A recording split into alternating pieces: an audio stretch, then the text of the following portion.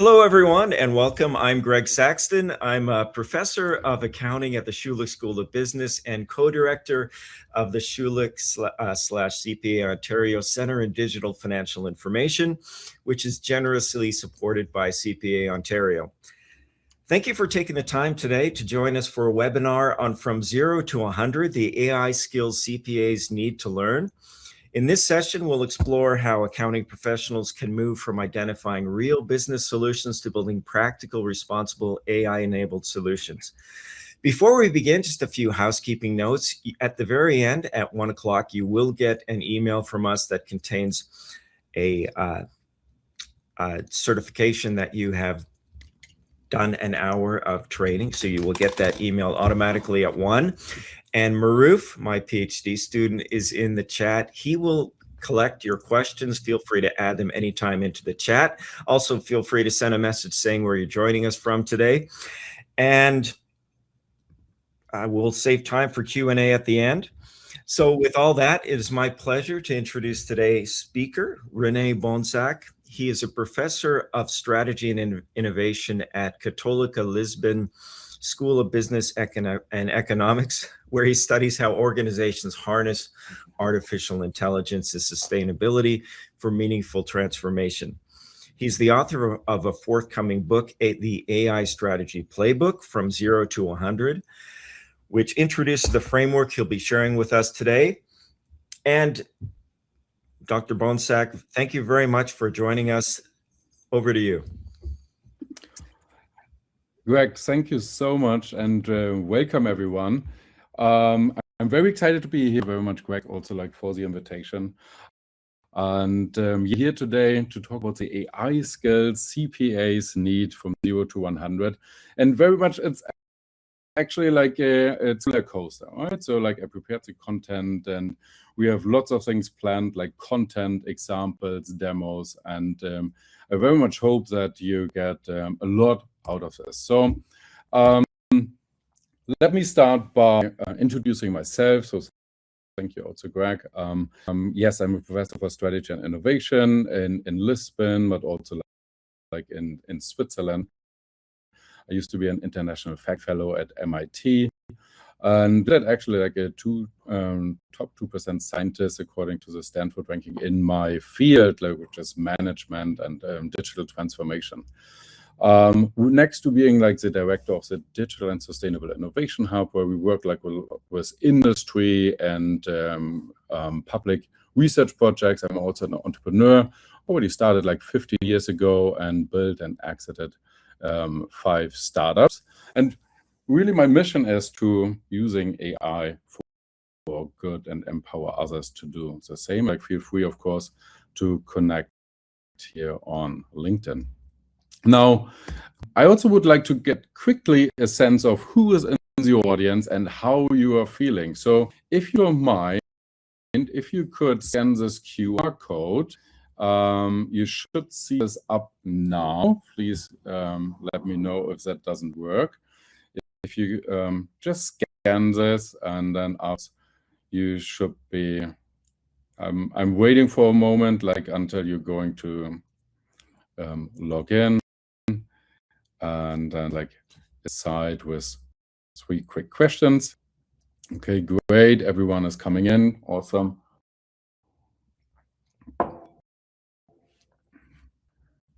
So I'm already opening. Okay, let's wait for a couple of seconds more. Amazing. Good.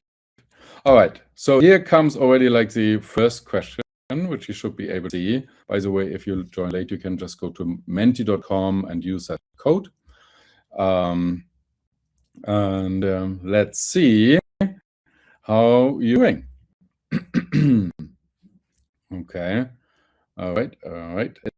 It's Friday, right? So naturally the mood is going up. So that's really cool. Okay. So feeling great. Amazing. So what we're seeing is the majority feels very, very good. So no one on the left side. That's probably also a Friday effect. and hopefully also being excited about AI as I am. And then we have also here, like, I'm using AI on a daily basis, right? And you see, like, it's very mixed. So some of you do not use it at all. We see that here on left. And some of you use it like a lot and all the time. And we see that that's like pretty much what we see also like another context that I'm working. This is kind of like the the average, I would say. What you also see is, like, I asked, like, okay, my team has integrated AI in our business, and we see that's actually not far up, right? So you see, like, most actually have not developed, integrated it at all, not at all. And that's fascinating. We are here today to talk about it and potentially change that, right? So if you don't mind, I have one more question. Just if you could just share in one bullet point, what is your biggest struggle as a CPA right now with AI? Like, what are the things that come to mind? Too weird. Oh, I love. Okay, very good. Learning to trust it. I see. Okay. Unfamiliar, not knowing what to use it. Wonderful. Not knowing what to use it for. That's where we have data readiness. Yes, that's enough. Superiors wanting to reduce stuff with AI. Yes, we will talk about that a bit. Yes. How to use it and use cases. That's what we're going to do today. Not trusting it. Unfamiliar. That's super interesting. Yes, thank you so much for sharing. Confidential issue. Yes, very good. Trust, security. How to start? Great. I will tell you. Hopefully show you how today how to start with AI. So now I'm doing like a little actually AI, and it sorts kind of like everything that you are sharing. It should put it into exactly categories. So we see here 16 of you struggle with use cases, like what are the use cases, how can you develop them, right? Then we see also unfamiliar, right? It's unfamiliar, comfortable enough use. Interesting, of course, privacy, right? Data privacy, confidentiality, that's a big topic for CPAs. Then we see employer support, right? The adoption, unclear policy, company policy thing. Then we see accuracy. Yes, we will talk about that. Hallucination is a big topic with AI models. Trust, data quality, implementation, right? Wonderful. This is like, that's really, really exciting. Thank you so much for sharing. And it gives us like a good start, and it very much reflects what I've been seeing with companies and organizations all over. Now, let me start, if you allow me. Look, do you remember, just think back, remember, it's like a bit more than 3 years ago, ChatGPT was released, right? And maybe just think back to that, like, first, for me, magical moment, for others, like a weird moment, right? We've come along. So what we are seeing is that AI models are getting a lot more capable. There's lots of benchmarks, so many benchmarks. So you have to compare like how good AI is, right? And so one very popular one is called Humanity's Last Exam, around 1,000 questions put together by experts, and the AI models need to answer them. And depending on how well the model answers it, like, that's basically the score, right? And what we see here, they are getting a lot better, right? So AI, like the latest models are developing capabilities, right? Very good capabilities. At the same time, we're also seeing that costs are going down.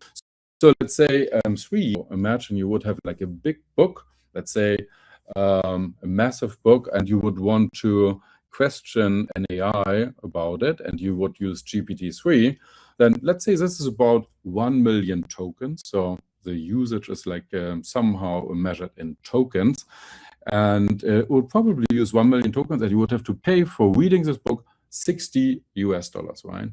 Now that's 3 years ago. Now it's less than a cent, right? So costs are going down, capabilities are going up, but what we are still what you were sharing, right? So most companies are experimenting with AI. This is like a study from Accenture, and you see here that most companies do not have the capabilities, and they also don't have the strategy, right? So we have like a lot of, like 60% are still experimenting. Very few are achieving real results, have capabilities and a strategy implement. Probably something that you've seen before on LinkedIn. Now, like with the companies that I work with, we types, and I kind of categorize them into speed and intentionality. How fast do you implement AI, and also how intentional are you? Like, what kind of strategy do you have? No, most companies are really what we saw with Accenture, like passive observers. On the one side, they have FOMO, kind of like the fear of missing out, like, well, we should probably do something with AI, but at the same time, they just don't know where to go, and they're moving very slow. Some companies are also kind of reckless racers, you know, going very fast without like a good strategy. A good example was Amazon. 2017, they launched an AI tool for applications to the company. And what turned out afterwards was that like it was discriminating women, actually, like in evaluating CVs, that AI tool was discriminating women. Obviously, that created like a big output the tool down, right? So kind of like an example for a reckless racer. Then what we see quite often is kind of like this analysis paralysis. Now, most companies, they are analyzing, they are comparing, they are thinking, they're saying like, oh, maybe we just wait for the next model. So work a lot on the strategy, but not really implementing it, right? Just very few have like speed and intentionality at the right balance, and these are like the storytellers. So I've been working with AI and doing research on AI since 2018, doing research on like how do you use AI for sales and marketing? What's the effect on team structure? How do you use AI agent? How can you do that responsibly, right? What are the effects on society? Also trained South actually in AI, like large enterprises, global enterprises, SMEs, startups, but also governments. Just came back from Oman, where I trained the ministers and undersecretaries, but also worked on software development, right? Like private AI solution, agentic AI solutions, educational AI, for instance, with Intel. So I tried to kind of like combine research with practice, but also like training others. And that work came kind of like the idea of 0 to 100, kind of like the topic of our here today, right? And what I've been seeing is like, how do you get to an AI advantage, right? And basically, from my perspective, companies need two things. One, they need case, which means skills, right? Individual skills, like the organizational change, the transformation, right? That's one. But they also need direction, which means strategy and good, right? So these things together, from my perspective, create an AI advantage. So basically moving from the lower left quadrant to the upper right quadrant to an AI advantage. That's where we want to get. And I mean, thank you, Greg, for mentioning it. Last year I wrote a book, it's coming out this year. And basically I talk about these 4 pillars, right? Like the skill stack, the transformation strategy stack, governance stack that companies need to develop. Today here, we want to focus on particularly skills for chartered accountants. Now, you might ask like, well, but what does that actually mean? What's an advantage? No, where is that? And I'm very curious here what you think. From my perspective, I see 3 things. Number one, it's time efficiency, right? The number one reason with AI is like always like, well, time saved. We see not only time saved, but also cost reduction, right? Cost reduction that we see because we become more productive, we will see that, but also faster time to market. The second part of advantage means revenue option, right?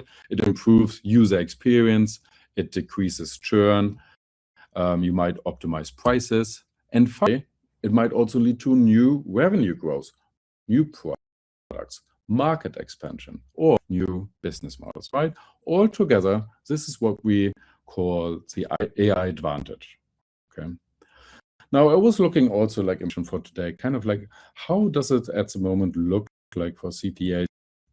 2025 AI report shows that at the moment firms report 80% increase in automation with AI. They also share in the report that it allows them to reduce analysis, the time to use for that, like by 50%, but also to have more client interactions and like support client interaction with AI. But obviously, this does not happen like immediately, right? Like these things take time.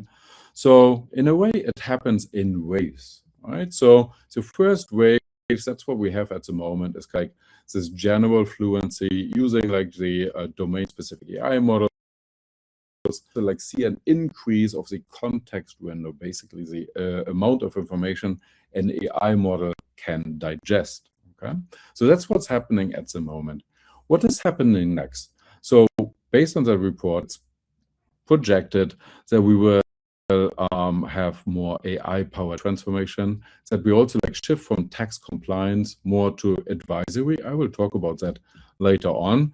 And in the future, we might even have like AI native accounting firms and also AI integration with financial systems, which is going to be interesting. Now, as I said, today we are here to zoom in on skills that CPAs need. And I have prepared an agenda, and I want to talk about three things. Number one, the super. Number two, the skill stack for CPAs. And number three, I have prepared kind of like a day in the life of a cyborg CPA. So I just chose that name like kind of to illustrate how we're going to work together with intelligence, kind of like this co-intelligence, and just call that like the cyborg CPA. So let's get started. I'm not sure if you have seen this. That used to be a very important. So what we see here, she's saying like, I want AI to do my laundry and dishes so that I can do art and writing. Not for AI to do my art and writing so that I can do my laundry and dishes, right? And we might see that a lot, but I actually believe that today AI can do your laundry and dishes at least for CPAs. And I want to show you how. So AI has a couple of superpowers. It's very good at generating ideas as brainstorming, right?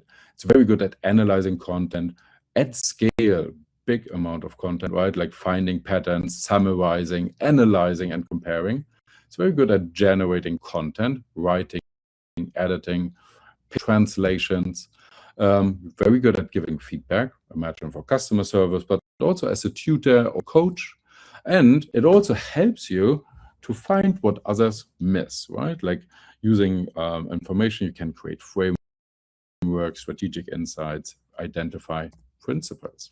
And AI is getting better. So we see that like maybe like 6 months ago, AI, it might feel to you kind of as an intern, right?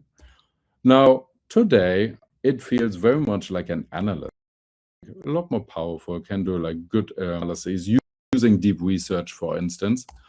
In the future, it will quickly move up the organizational chart to become a decision maker. So we are seeing this movement like the AI, as I said, as I showed to you before, AI is becoming more powerful. Why is it powerful? Because it understands a lot of vast knowledge from the internet. It can understand concepts and skills very fast, operates with logic and objectivity, works across roles and domains and different disciplines. I will show you that how we do that. Combines rigor, but also with creative problem solving. Always generates fresh ideas and perspectives, and is also like very, very structured without any emotion. So that's perfect, right? Now, at the same time, it also fails, right? You might have noticed that it makes up things just to give an answer, hallucinations. No? Also, even worse, sometimes it sounds confident even when it is wrong. And this is like where your judgment comes in. Not least,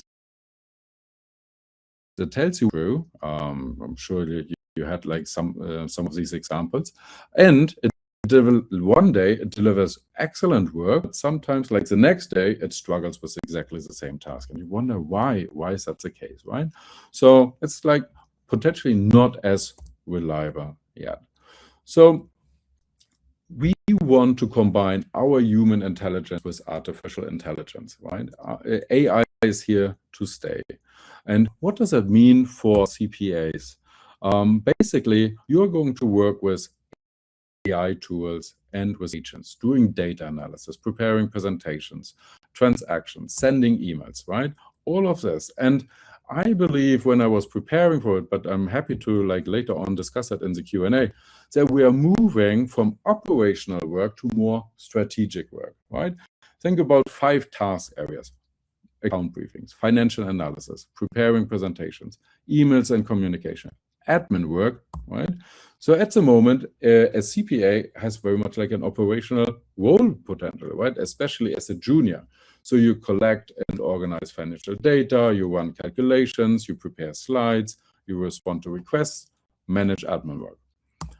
I believe the strategic CPA, the cyborg CPA, will have this co-intelligence and instead frame the question, interpret more narrative and strategic recommendations, influence decisions, and also like fosters more the client relationships rather than doing the admin. And the question is, how do we get there? What are the skills? How can you become that cyborg CPA if you want to? So in my book, and the works that I've been doing, I identified like 5 skills that every CPA really needs, right? And it starts with prompting, right? That's kind of like talking to the machine. Then it's about AI tools, knowing the different tools that you can use, right? Like how do you interpret data? What kind of data can you share with an AI? Then it's co-intelligence. We were going to work on that today. And then mastering and continuous development. These are the 5 skills. In today's talk, of the time, I want to focus specifically on the bottom 2, prompting and tools. Now, let me start with prompting. Prompting basically is like talking machine, and any good prompt has actually 5, and I call this like this framework craft, right? Craft because you need context, a role, an action, format, and tone. Craft. So you see on the right, this is a prompt, right, that you can use in ChatGPT or Copilot, whatever you have. And I formatted this prompt according to the content. You see the most part is actually blue, context, giving background, audience, use case. That's a must-have, right? And you want to have a role. You can assign roles, right? Like you're a professor, you're an engineer, you're a CPA, right? Then an action. What do you want to do? You write, you summarize, you create. Then format, you see that here, so for post, a list, a review, message. Then tone, finally, like do you want to be inspirational and motivational? So if you think like next time you write a prompt, think about craft, action, format, tone. That's it. Now, what you see is the biggest part in this prompt is actually light blue, which is context. Why is that the case? Let's look at this. So I've like prepared 2 pictures for you, and just tell me like which dog do you prefer? Do you prefer the left dog or do you prefer the right dog? So I created this with AI, with Midjourney, and on the left side, I said like give me a dog, right? Like create a dog, and on the right side, I said like look, give me a large, joyful golden retriever playing in the park with fluffy fur that shines in the light, right? And you see, well, most people would prefer, well, it depends, but let's assume probably most of you would also like pick the white dog because I gave a lot of context, right? Giving context is very important. the context means like giving examples from before, describing it more clearly, giving documents if possible that you can share, right? So this is like all context. Now, number 2, I said like this is like the prompting power machine, talking machine, very important. Number 2, the tools for the Cyborg CPA. And I brought with me today like a quick run-through of tools I believe, especially if you begin with AI, can be very valuable, right? Notebook LM for an account briefing, Claude for financial analysis, Gamma to create presence, Lovable to create admin tools and operations with vibe coding, and finally Augmented to manage all of your emails, right? So I want to show you how to do this. And I want to show you that these tools help you to kind of like do the mundane work, and that you can focus more on the strategic aspects as a strategic CPA. And for that, I prepared for you a day in the life of a cyber CPA. So here, let's start 7 o'clock in the morning. We are before going to work. And please meet here Evan. And Evan actually is having a coffee. He just got up. He lives in Barrie, and he has a new account, Canada Railway, right? And so he's like thinking, well, like, oh, this is exciting. He wants to learn more about it. He downloads like from the website. And now he has to drive to Toronto, and that can be like easily with traffic, let's say 2 hours, right, to drive there. And now, well, he cannot read the report while driving, but he can listen to a podcast, right? And he can also like maybe look at an infographic. So this is like where the first tool comes in, Notebook LM. This is a tool from Google. It's very powerful. I will show it to you. And it helps you to work with information, really publicly available information. Side note here, all the tools that I showed to you, they are also available as an enterprise version, where it's impossible to use it also like with more private data or like, you know, like sensitive information, right? So now, of course, I'm using here now a public tool, but generally these are available also for enterprise solution. So if you go to Notebook LM, feel free to follow along. We go there and we go to upload that annual report. So this is like, I have prepared that, of course.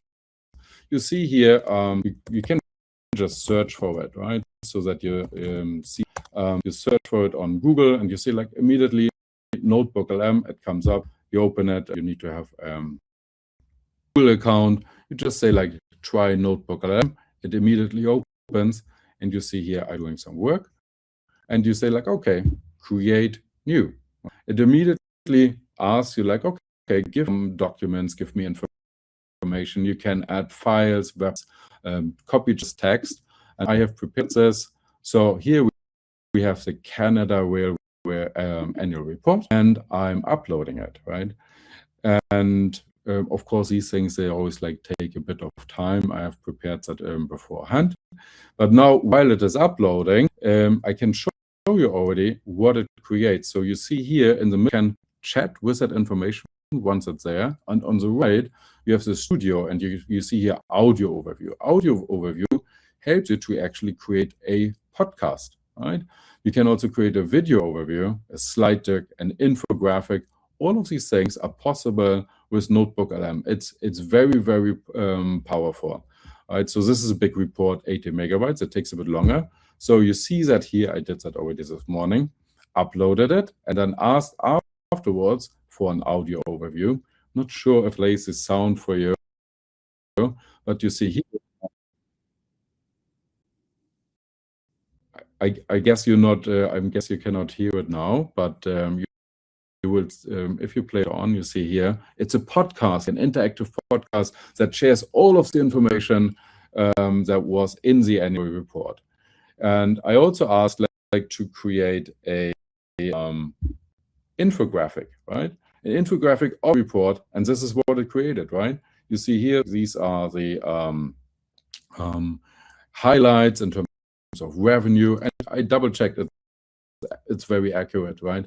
It's kind of like the plan, like where it's moving, the performance, what was transported. It's a very powerful tool to get like a first impression. And now Evan can drive to work and listen to the just 16 minutes, and it digests all of the information. And if he feels like, look, I have a bit more information that you want to add, you add more documents. You can also ask questions about it, like highlights, right? And basically it will give all of that information. Okay, so Notebook LM, very like beginner friendly. It's super, and also, by the way, if you have kids, they can use that for flashcards, creating quizzes, and so on. So very powerful. You see that here, how I can communicate with my data. Now, basically, Notebook LM helps us to analyze data, and it gives you cast, presentations, infographics, anything that you want, even videos. Okay, Evan drank his coffee. He has a podcast. He drove now to Toronto, listened to the podcast, is all informed.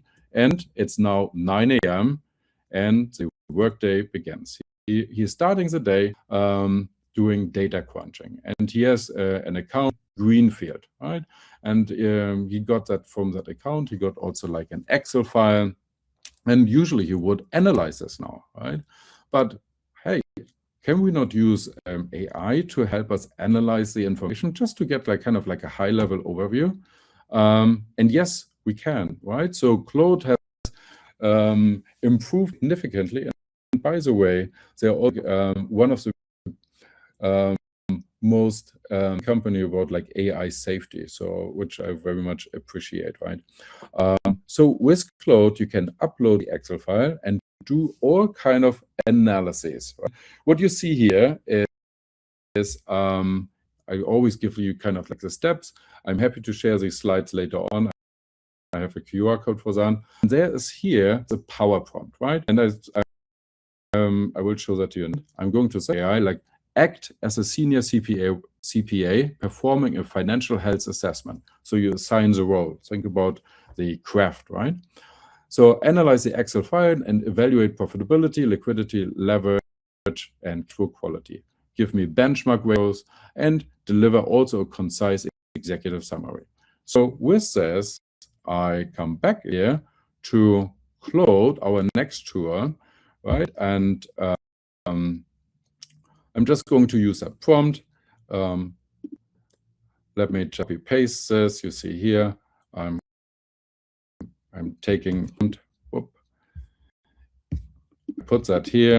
This is the prompt, and I add the Excel file, right? So you see here from Greenfield Corp, I'm uploading it, and it starts immediately analyzing, right? It has an Excel skill, so it reads that Excel skill, starts working on it, running that command. Again, I prepared it this morning, so it's working. You see here, this is what it creates, right? It's kind of like an overview of the financial health, and with that prompt, gives critical anomaly. It gives like liquidity.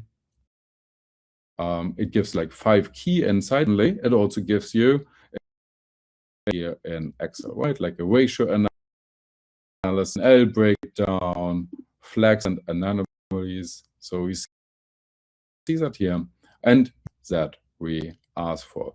You can afterwards then download it. So I do that here, downloading it, and then afterwards you can just continue using it in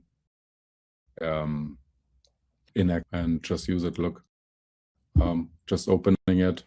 Here we are, right? So just use it, and I have my and use like for further analysis. All right, so I think that's pretty cool. It's wild. So this was not possible, let's say, say a year ago. It would like hallucinate a lot, but this is very accurate. By the way, I did the same thing also with the annual report from Canada Railway, and it got all the information, created exactly the same analysis. Very, very powerful, right? So again, this is Claude is a great tool for you to analyze data. Also, again, there's an enterprise version that you can, or even use the API if you want to. So now it's just before lunch. Evan did all of the analysis, and now it's time to prepare a presentation for the board, right? Like for his analysis. And what we can do is now we stay actually in the same prompt, and we ask Claude to create a power prompt for us to create a presentation, right? And for presentations, for instance, I really like Gamma, right? Gamma is a presentation tool, very powerful. And of course, it needs to have a prompt. So I'm asking Claude to create that prompt that I can use in Gamma. Let me show you that. Basically, I'm now taking here this prompt.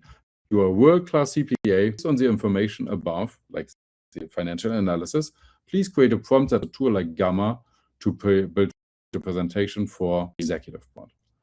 So I'm coming back here. So, oh, look, it's analyzing, but good job already. So I add this prompt, you see that, right? And it creates a full prompt for me that I can use in Gamma to create a presentation. So basically, I copy this one, go to Gamma, so gamma.app, by the way, go there, and here you can create presentations. So I click like create presentation, I click generate, and you can pick presentation, web page, document, or something for social. So we want to do a presentation. I paste now this prompt that was created in Clone and go for edit prompt.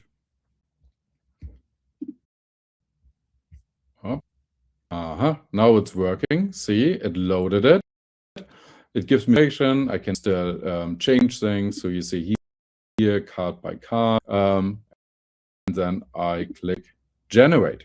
And so I now, and of course you can do a lot of things. You can change the theme and the content. And now it creates here on the spot, Corp, the presentation for the financial health assessment from what we just analyzing. You see that all here. Very powerful. And all of this, you can download it as a PowerPoint later on. It says here, you can change it.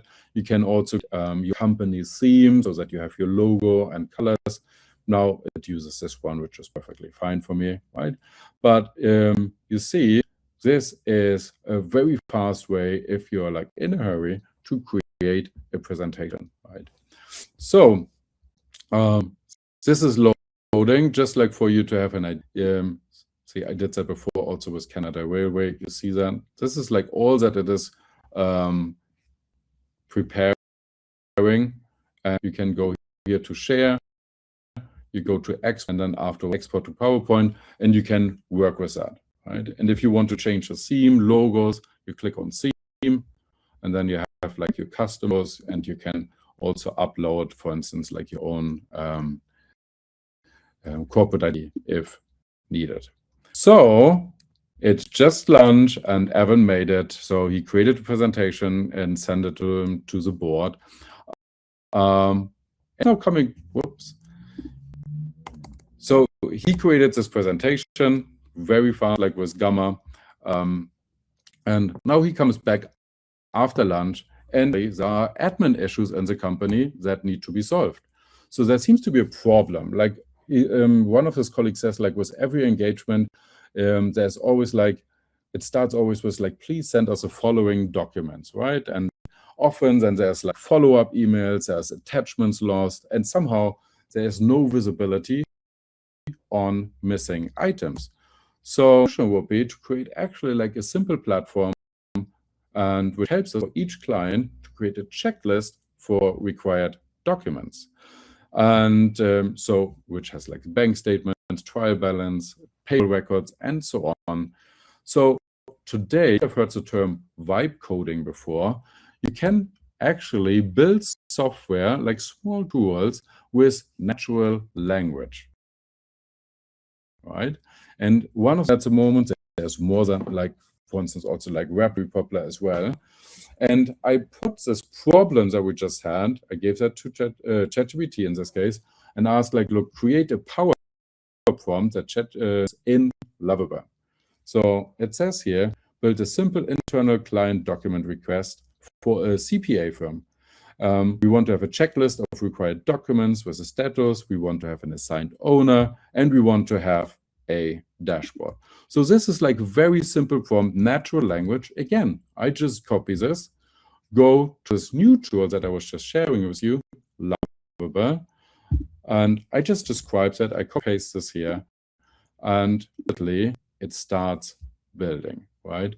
So, and again, you can just log in with Gmail. It also has, all of these tools have free accounts to play around with it. And now in the background, it starts building what we ask it to do, right? I can show you the end result. Again, I prepared while this is working in the background. And we see here, this is like the tool that it created, right? And it helps us to create with the same prompt that I just showed to you. And it creates this overview. We see like which documents we have, and we can manage them. We can send reminders. And of course, missing or want to change the design of it, I can easily do that by just giving feedback. And please make it more playful. Just out of probably there's a better like him, but this is just one. You see, like it's working in the background. So playful makes it then like maybe a bit more fun for people to use. And so now it's working on it, and it introduces my change, right? Just natural language. You don't need to know how to code. Basically, just implement this very fast with the ideas that you have, which gives you a lot of power. So now we have created this tool working in the background. At the end, I will show it to you was built. And we create this client document request portal customized to you, right? Like, because you can customize with anything that you wanted to have. And this is production ready if you want to. You can publish it, and then everyone that you share it with can use this. Now, finally, he has to go home. Before going home, and he wants to kill emails, right? So obviously the whole day crunching data, solving problems, presenting. End of the day, there's many emails that came in. So what do you do? He decides to go to a platform called Augmented, right? And Augmented is a tool where basically work comes to you. It's work convenient, right? So this is, for instance, like, you know, I'll just give you one example.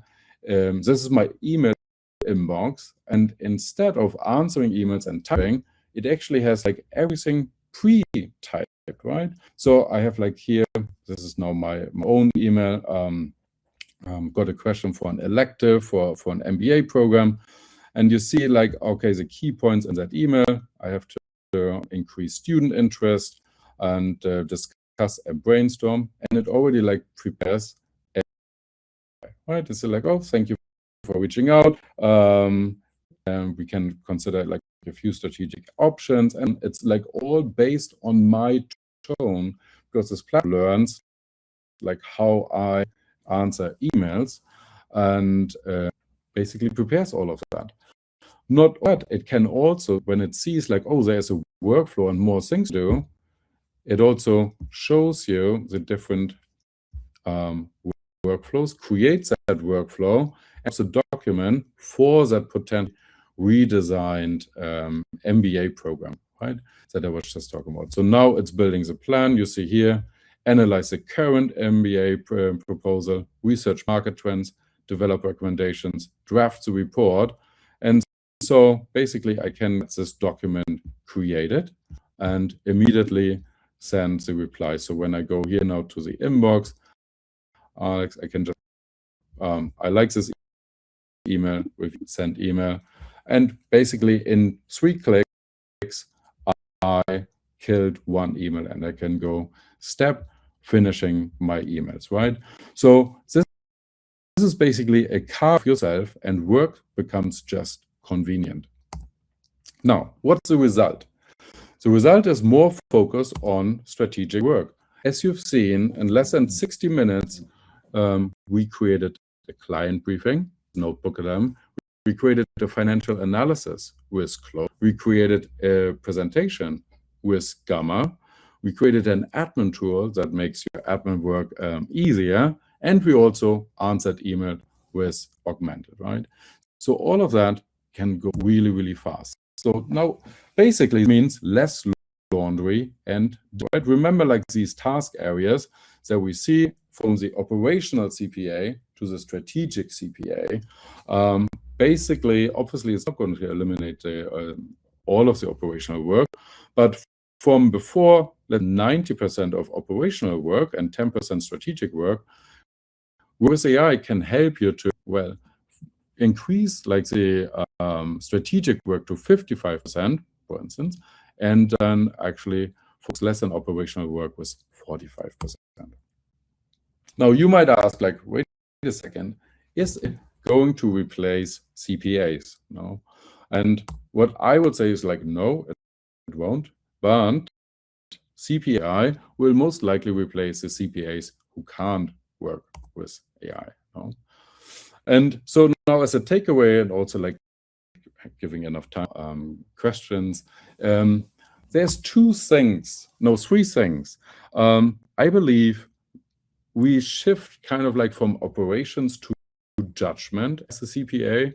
So you will become kind of like an AI manager and instigator of workflows, right? You give input to the AI gives output, and you are also the judge and decider, right? So you're orchestrating different AI tools, you manage them, but you also judge them, right? So judge, very important. So what are the skills? Know how to talk to the machine, prompt, to have kind of the tool fluency. But mind you, like everything that I showed you, it's like really easy. Like the onboarding is super easy. And you need to develop this co-intelligence that you see here, right? Being an AI manager, but also such and decider. Now, what can you do, right? I would suggest that you try at least one of the tools that especially those that were on the left side, you know, like, I think they were like a large part not using AI at all. Try one of the tools that I said, shared with you, and explore the options. Just play, right? So I've been working with companies here. This is like an example of a mid-sized bank, and we trained them. And what you see, there was like most people, like yourself, like were not using or rarely, and just 8% used it on a daily basis. And then we see after the training and intervention and kind of like people getting excited about playing with AI, then there was like a huge uptake in daily use. So basically, null and rarely or occasionally did not happen at all. So those people then afterwards used AI several times, if not daily. Right? So training and extremely important from my perspective. So with that, we have actually time left for questions. If you would like to have the slides, you see, like if you scan the QR code, I'm happy to share the slides with you. Or if you also like have anything that you want to discuss, you can indicate that. But also like I can notify you when the book is coming out. And with that, opening to questions. Greg, is there? Do we have questions?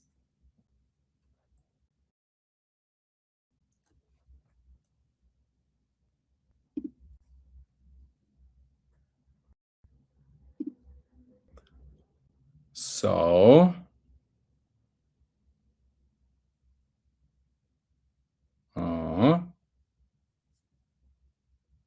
Okay. I see. Like there's a couple. Okay, so let me just like start with Alex at the from the end. What are the options to implement similar tools using open source and local development, with cost and privacy being a driver of implementation? Use this is important. Absolutely. So options are huge, right? So like if you have like in your company a skilled IT team, they will be able to work this out. So number one, you can use, of course, like the APIs that are already available, let's say from OpenAI or Claude. But you can also download like more private solutions on-prem, right? Or into private cloud. All the rage at the moment is OpenClaw. I've been working with OpenClaw, and I have to tell you, that's not something like that the everyday person can actually do, right? So we really need to have a skilled person. But happy to discuss that also, like as I said, in a call, if you would like to. Yeah. Okay. How do the use of AI affects governance and controls in an organization? Sveta. Yeah, great question. Thank you for asking. So what we see a lot, the problem is shadow AI, right? Actually for regulated companies. So in comparison, if you ask, like we have like general service, like, okay, who is using AI in an organization? Often it's like 80%, right? And different types of tools. But then if you look at the enterprise licenses, then it's only 40%, right? So basically that delta is shadow AI, no? Which means like a lot of sensitive information potentially goes out to AI providers. And that's a big problem, right? So that needs to be managed, well, obviously by the IT team, by the management, kind of like creating a combination of like top-down and bottom-up, like having like a top-down strategy, but also like bottom-up experimentation, not penalizing, but making people aware, right? It's like a lot actually about education. But happy to share more also about governance, working a lot also like on that topic. So Giano is asking, like, as AI tools become easier to use and prompting becomes easier, how can CPAs differentiate themselves from non-finance professionals? So great question. I actually believe they can do that a great deal, right? Because now it's actually, I used to work as a strategic controller now a lifetime ago, and I got like very frustrated, like in getting data out of SAP, creating the Excel files, polish them, and I spent most time actually on creating these slides and getting information, but not on and creating recommendations. And I mean, obviously, it's very important to understand the information and to do something with it, like this. So what, right? So you will 100% differentiate yourself from non-finance professionals because you understand what's coming out of it. The judgment, that is like, that does not go away, and I feel that's extremely important. Amy is asking, how are CPAs supposed to disclose the use of AI to prepare material? So basically, you would have like either it's publicly available information, which is probably not the case, or, and that's what you need to like, you need to create a private AI solution, a private AI setup, which would be on your cloud or like on-prem, and then you, I think that was like a question before, with open source, you can then analyze it, or you get an enterprise solution from one of that I shared with you, and then it's also possible to use that in that contained enterprise solution space.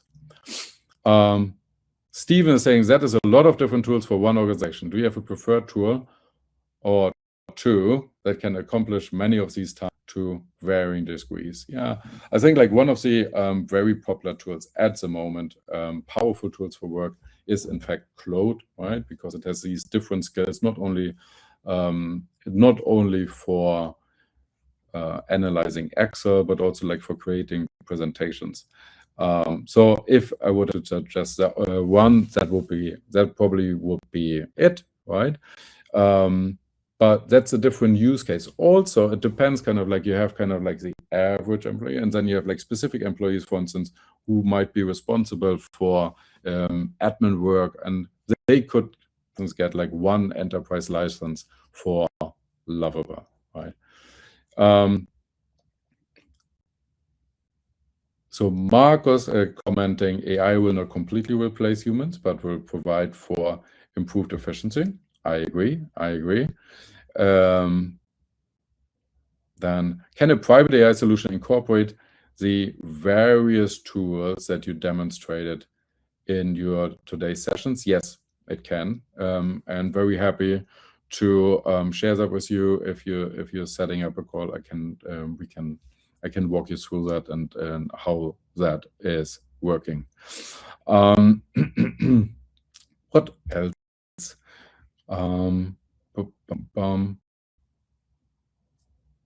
We have how do you suggest we maintain an adequate audit trail for AI-generated financial forecasts, specifically when the underlying LLM logic is essentially a black box? That's great. Percent. So I wanted to focus on skills, but indeed, like as everything like regarding governance, we need to think about transparency, accountability, and explainability, right? And explainability it's a big topic. So whenever we build AI solutions, we need to already implement this type of explainability. Just to give you an example, so I'm using the Whoop, you might have seen that, and Whoop tracks my my health data, and then every morning I wake up and then I give like some information like what I did the day before. It tells me like how's my recovery and suggests what I should do that day. But obviously that's AI generated. Recommends like what I'm doing, it tells me like why, right? Like why would it recommend that and what kind of data was used for it. And especially like let's say in an accounting context, that's even more important to build a model with agents that trace exactly what kind of information was used for what. There's architectures for that. There's number one, of course, you have logs, but there's also now there's a whole field now, research field on AI explainability that does exactly that. And it's so for instance, Shape is one of the algorithms that's used to do that kind of AI algorithm. Happy to explain that more also, like if you would like to. Okay, how would you compare and contract Claude versus ChatGPT? So two things. ChatGPT has 80% of the market, right? They were first, and they're like extremely good all-rounder, right? All-rounder. But if we that compare now with Claude made like a big leap forward, especially in the last 2 months with the new models and new features, and Claude Work is very powerful. I would say contrast. I would say Claude, for instance, was always known for being the more human one, like for generating text. Like the system instructions are different to the system instructions of ChatGPT. And I feel that Claude is gaining a lot of momentum now for everything that's enterprise and work related, right? Having skills. It's very powerful and extremely helpful. By the way, I can also share kind of like what was now created in the meantime. You will see that here. So here, this was like the upload where the audio overview comes in. Here, this is now like just so that you know that, look, this is what I generated just now, uploaded the Excel file, got the analysis, and can now work with that.